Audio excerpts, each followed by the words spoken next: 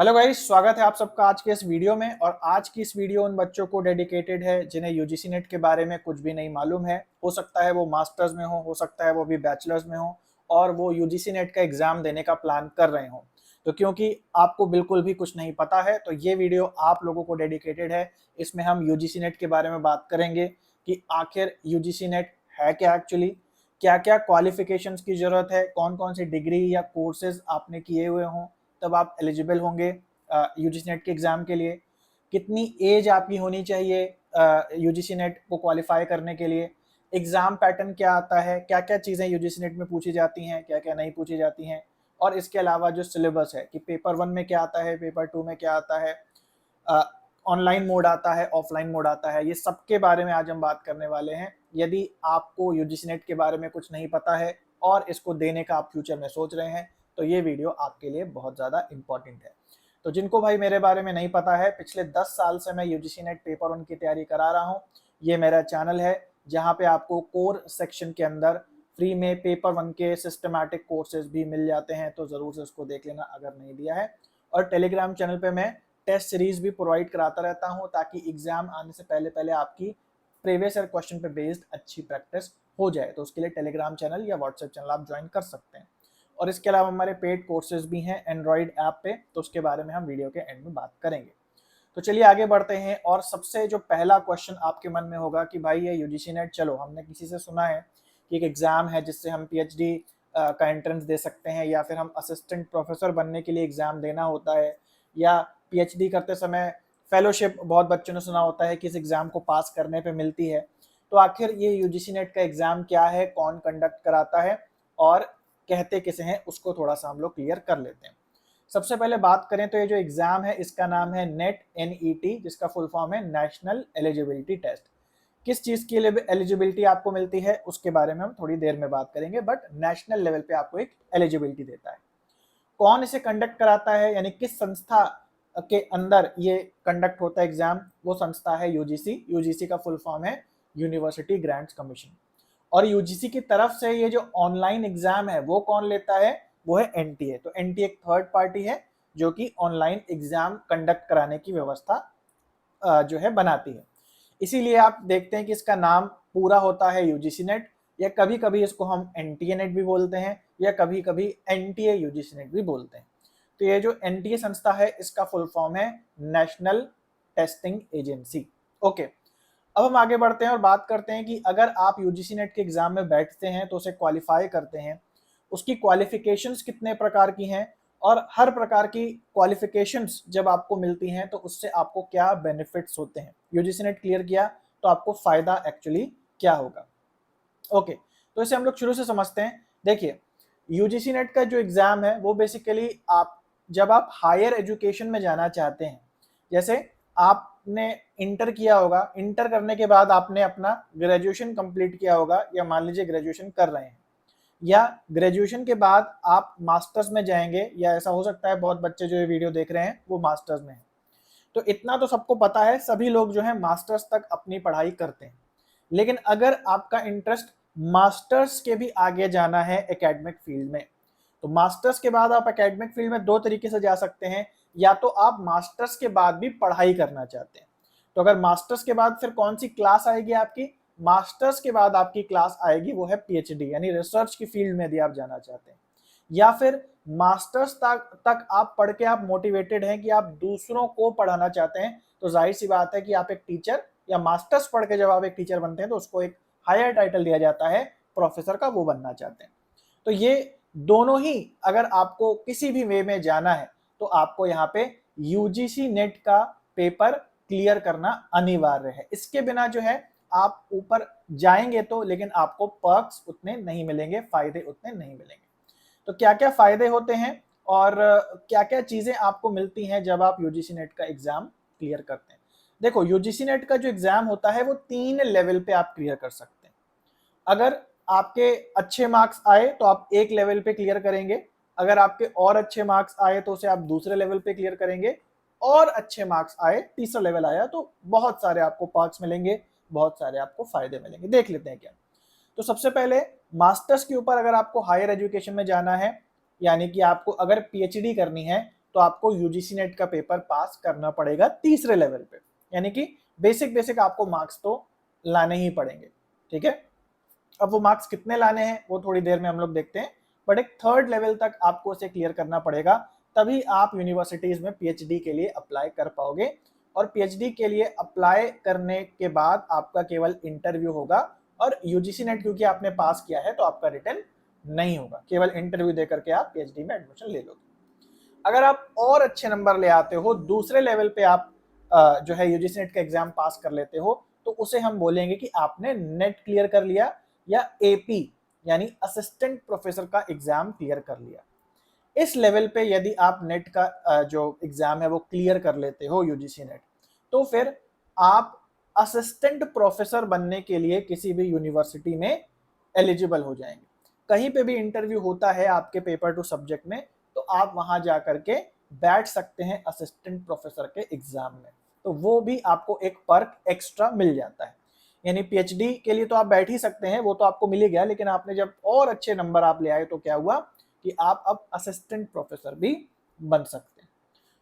और अच्छे आप नंबर ले आए, यानी कि फर्स्ट लेवल तक की आपने क्वालिफिकेशन हासिल कर ली है, काफी अच्छे नंबर आपके आ गए हैं, पीएचडी और असिस्टेंट प्रोफेसर से भी अच्छे नंबर आ गए हैं, तब आपको जेआरएफ क्वालिफाइड माना जाता है। और जेआरएफ क्वालिफाइड होने का क्या बेनिफिट है, अब आपको सरकार पैसे देती है हर महीने रिसर्च कंडक्ट करने के लिए जब आप पीएचडी कर रहे होते हैं। तो पीएचडी बड़े बच्चे करते हैं। अब भाई बड़े बच्चे, जाहिर सी बात है, उन पर रिस्पॉन्सिबिलिटी होती है, अपना घर भी चलाना होता है, रिसर्च भी करनी होती है। अब क्योंकि ये जो बच्चे जो जेआरएफ क्वालिफाई किए हुए हैं बहुत समझदार माने जाते हैं, इसलिए सरकार इन्हें इनकी रिसर्च को या फिर इनके जो पर्सनल एक्सपेंसेस हैं उन्हें सपोर्ट करने के लिए एक सर्टेन राशि जो कि 40 से 50 हजार रुपए पर महीने हो सकती है, वो आपको मिलती है। तो इन तीन तलों पे यूजीसी नेट का जो एग्जाम है वो क्लियर होता है। डिपेंडिंग अपॉन कि आपका गोल क्या है, आपको उसकी तैयारी करनी होती है। अगर आपका गोल है आपको केवल पीएचडी करनी है, बाकी किसी चीज से मतलब नहीं है, जो कि वैसे तो किसी का नहीं होता, बट हाँ ये एक ऑप्शन है। अगर आपको सीधे जॉब लेनी है, पीएचडी कहीं करनी नहीं है, फेलोशिप आपको चाहिए नहीं, केवल जॉब के लिए आप दे रहे हैं, तब आपका जो एम है वो है केवल नेट क्वालिफाई करना या असिस्टेंट प्रोफेसर के लिए एग्जाम देना। और अगर आप पीएचडी में आगे जाना चाहते हैं और साथ में आपको स्कॉलरशिप या फेलोशिप भी चाहिए, तब आपका एम होता है जेआरएफ के लिए क्वालिफाई करना। आई होप आपको समझ में आ गया। अब बात करते हैं कि कौन कौन इस एग्जाम के लिए बैठ सकता है। एलिजिबिलिटी क्राइटेरिया जो है एजुकेशन में आपका क्या होना चाहिए, ठीक है। सबसे पहले आपके पास रिलेवेंट मास्टर्स की डिग्री होनी चाहिए। जैसे आपको अगर यूजीसी नेट का एग्जाम कॉमर्स की फील्ड में देना है, तो आपके पास मास्टर्स की कॉमर्स की ही डिग्री होनी चाहिए, मैनेजमेंट की नहीं होनी चाहिए, इकोनॉमिक्स की नहीं होनी चाहिए। अगर मैनेजमेंट है तो एमबीए में आप यूजीसी नेट सब्जेक्ट भरेंगे, अगर आपके पास इकोनॉमिक्स है तो आप इकोनॉमिक्स से यूजीसी नेट का पेपर देंगे। रेलेवेंट डिग्री आपके पास मास्टर्स की होनी चाहिए, और उसमें जनरल कैटेगरी के यदि हैं तो मिनिमम स्कोर 55% होना चाहिए, उससे 0.1% भी कम नहीं होना चाहिए, अदरवाइज आपकी वो नेट आप क्वालिफाई भी कर लें तो वो मान्य नहीं होगा। और जिनकी भी कैटेगरी है ओबीसी एससी एसटी, तो आपका थोड़ा रिलैक्सेशन है और आप 50% के ऊपर भी अप्लाई कर सकते हैं। अब बात करते हैं एज क्राइटेरिया, कितनी एज होनी चाहिए जब हम नेट का पेपर देते हैं। यहाँ पे बहुत बच्चों को कंफ्यूजन होती है कि भाई मैं तो 30 साल से ऊपर हूँ या तो मैं 35 साल से ऊपर हूँ, अब शायद मैं नेट नहीं दे सकता। तो देखो भाई ऐसा बिल्कुल भी नहीं है, नेट का एग्जाम आप लाइफ टाइम कभी भी दे सकते हो, आपको कोई रोकेगा नहीं। आप 40 साल के हैं तब भी नेट का पेपर दे सकते हैं, 45 साल के हैं तब भी नेट का पेपर दे सकते हैं, और पास कर लें तो एलिजिबल भी हो सकते हैं, उसमें कोई भी गलत चीज नहीं है। तो ये एज क्राइटेरिया का जो वहम है अपने दिमाग से निकाल दो यदि आप जॉब करने के लिए नेट का एग्जाम देना चाहते हैं। लेकिन एक जगह पे एज क्राइटेरिया लगता है, और वो जगह है आपकी पीएचडी के टाइम आपको फेलोशिप। तो फेलोशिप के लिए यदि आप ये पेपर दे रहे हैं कि पीएचडी करते करते आपको पैसे भी मिलें, तो उसके लिए एज क्राइटेरिया है। क्या है एज क्राइटेरिया, समझ लेते हैं। यदि आप जनरल कैटेगरी से हैं और एक मेल हैं तो आपकी आयु 30 वर्ष के ऊपर नहीं होनी चाहिए, अदरवाइज आप जेआरएफ कर भी लेंगे तो आपको फेलोशिप नहीं मिलेगा। और यदि आप फीमेल कैंडिडेट हैं या फिर आप किसी कैटेगरी से बिलोंग करते हैं, तो आपकी जो मिनिमम आयु है वो 35 वर्ष तक होनी चाहिए, उसके ऊपर नहीं होनी चाहिए। अब ये आयु कैसे कैलकुलेट होगी, वो हर बार जब भी फॉर्म निकलता है तो उसमें डेट दी होती है, उससे कैलकुलेट करके समझना होता है कि आपकी आयु बाहर निकल रही है या नहीं निकल रही। आयु आपको समझ में आ गया। तो एज सच कोई भी एज क्राइटेरिया नहीं है, केवल फेलोशिप के लिए यहाँ पे एज है। और इसके अलावा इसको मैंने और डिटेल से बताया है अगले वीडियो में, तो मैं ऊपर आई बटन पे उस वीडियो को ऐड कर दूंगा, तो उसको जरा एक बार देख लेना। अब बात करते हैं कब कब ये पेपर होता है, यानी कि एग्जाम डेट्स क्या क्या हैं इसकी। तो भाई एग्जाम जो है वो 2 बार होता है और ये CBT मोड में होता है, यानी ऑनलाइन पेपर आपका होता है, कंप्यूटर पे आपको बैठना होता है, और साल में 2 बार होता है, एक बार जून में होता है और एक बार दिसंबर में होता है। ठीक है, तो परेशानी वाली बात नहीं है। कई एग्जाम साल में एक बार होते हैं तो बच्चों को लंबा वेट करना होता है, यहाँ आपको लंबा वेट नहीं करना, 3-4 महीने में अपनी प्रिपरेशन करके आप अगला अटेम्प्ट दे सकते हैं। और टोटल कितने नंबर ऑफ अटेम्प्ट दे सकते हैं, तो वो भी अनलिमिटेड है। ऐसा नहीं है कि 4 के बाद आप दे नहीं पाएंगे, आपके ऊपर है कि आप जब भी बैठना चाहें आप बैठ सकते हैं, जैसे ही पास हो जाएंगे आपका क्वालिफाइड माना जाएगा। अब बात करते हैं एग्जाम का पैटर्न क्या होता है, किस प्रकार से एग्जाम कंडक्ट होता है। तो जैसे मैंने बोला कि CBT मोड है, यानी कि कंप्यूटर बेस्ड टेस्ट आपका है। कंप्यूटर पे आप बैठेंगे, आपके सामने पेपर आएगा, माउस से क्लिक करके आपको आंसर देना होगा। कई दिनों तक, 7-8 दिन तक ये पेपर चलता है, जिसमें से एक दिन आपको अलॉट होता है किस दिन आपका कोई पेपर होगा, है ना। अलग अलग जो यूजीसी नेट के पेपर्स हैं उनके अलग अलग दिन पेपर्स होते रहते हैं। ओके, तो आपका जो एग्जाम है टोटल 3 घंटों का होता है, जिसमें 2 पेपर होते हैं। अब ये 2 पेपर क्या है समझ लेते हैं। सबसे पहला जो पेपर है वो जनरल पेपर होता है और ये 50 नंबर का होता है और इसमें 50 क्वेश्चंस होते हैं, यानी कि हर एक क्वेश्चन का 1 मार्क्स होता है।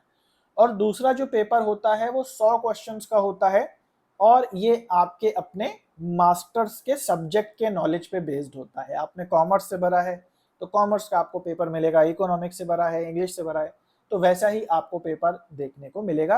अगेन ये भी 1 मार्क्स का एक क्वेश्चन है, सारे 100 क्वेश्चन 100 मार्क्स के हो गए, तो ईच क्वेश्चन ऑफ 1 मार्क। और ये जो दोनों जो आपके पेपर 1 पेपर 2 हैं ये आपको एक ही साथ मिल जाते हैं। ऐसा नहीं कि पहले आपको पेपर 1 कंप्लीट करना है फिर आप, मतलब 150 क्वेश्चन होंगे वो आपको एक साथ अलग अलग सेक्शन में मिल जाएंगे और आप इस सेक्शन में काम करें उस सेक्शन में काम करें आगे पीछे करते रहें, उससे कोई फर्क नहीं पड़ता। वो आपको केवल और केवल 3 घंटे में सारे क्वेश्चन जो है वो कंप्लीट करने।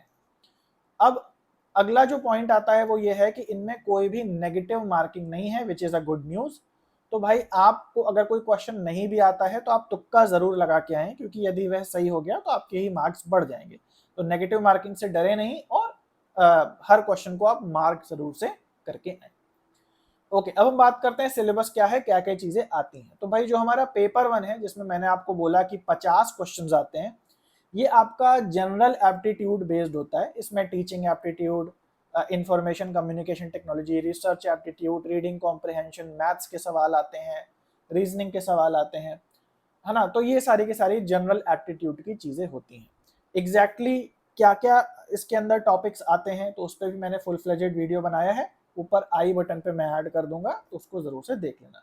इसके अलावा ये जो मेरा होम पेज है इस चैनल का, इस पर मैं सबसे ऊपर जो है यहाँ प्लेलिस्ट लगा दूंगा, तो उसको भी आप जरा एक बार एक्सेस कर लेना, सारे बेसिक्स आपके यूजीसी नेट के क्लियर हो जाएंगे, है ना। तो पेपर 1 में जनरल एप्टीट्यूड की चीजें आती हैं, डिटेल में हम लोग अगले वीडियो में बात करेंगे क्या क्या चीजें होती हैं। पेपर 2 की बात करें तो ये आपका मास्टर रिलेटेड होता है, यानी कि आपका जैसे मैंने बोला कॉमर्स, इकोनॉमिक्स, 100 से ज़्यादा पेपर्स आजकल हो गए हैं, तो जो भी आपका सब्जेक्ट हो उस हिसाब से आपको पढ़ना पड़ेगा। आपके मास्टर्स की बुक में जो दिया है उसे याद करके जाएंगे तो ये इस पेपर में आएगा। इसमें टोटल 100 क्वेश्चन होते हैं। तो आई होप आपको बेसिक समझ में आ गया यूजीसी नेट का।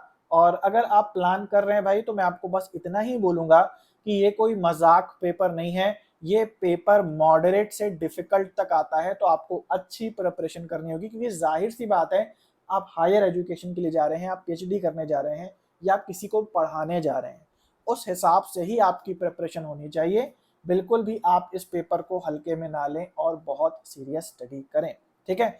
आई होप आपको समझ में आ गया कि यूजीसी नेट एक्चुअली क्या है, इसके क्या क्या फायदे हैं, किस प्रकार से पेपर होता है, कब कब होता है, क्या एलिजिबिलिटी है और एज क्राइटेरिया क्या है। इससे जुड़े और भी कोई सवाल होते हैं कमेंट में आप लिख सकते हैं, और मैं पूरी प्लेलिस्ट डाल दूंगा इन बेसिक्स क्वेश्चंस, ताकि आपके सारे के सारे सॉर्टेड हो जाएं। और जैसे मैंने बोला कि भाई मैं पेड कोर्सेज भी प्रोवाइड करता हूँ काफ़ी सारी फ्री चीज़ें देने के अलावा, तो पेड कोर्सेज में मैं पेपर 1 का जो सेक्शन है वो पूरा कवर कराता हूँ। कम से कम समय में 3 महीने के अंदर अंदर आप पूरा पेपर 1 अच्छा कर लेते हैं। प्लस जो मेरा तरीका है वो है प्रीवियस ईयर क्वेश्चंस के बेसिस पे पढ़ाने का। तो प्रीवियस ईयर क्वेश्चंस जनरली लोग नहीं यूज करते हैं पढ़ाने में, बट प्रीवियस ईयर क्वेश्चंस यदि आप सारे देख लें और सॉर्टेड वे में देख लें और उसके हिसाब से टू द पॉइंट पढ़ लें, तो मेरे हिसाब से बेस्ट तरीका है जिससे मेरे ज़्यादातर स्टूडेंट्स जो हैं नेट या जेआरएफ क्वालिफाई करते हैं। इसके अलावा प्रीवियस ईयर क्वेश्चंस अलग अलग सेक्शन वाइज भी प्रैक्टिस के लिए टेस्ट सीरीज के फॉर्म में अवेलेबल हैं, और इन सब के डेमोज और काफ़ी सारे फ्री लेक्चर्स डेमो के रूप में या क्वेश्चन सीरीज वो सारी की सारी ऐप पे अवेलेबल है। कैसे एक्सेस करना है, यदि आप इंटरेस्टेड हैं तो जो फ्री डेमो है वो आप व्हाट्सएप कर दें यहाँ पे तो आपको मिल जाएगा। और चलिए आज के लिए इतना है। कोई भी आपका क्वेश्चन होता है कमेंट कर देना। मिलते हैं अगले वीडियो में, तब तक के लिए सभी को बाय और टेक केयर।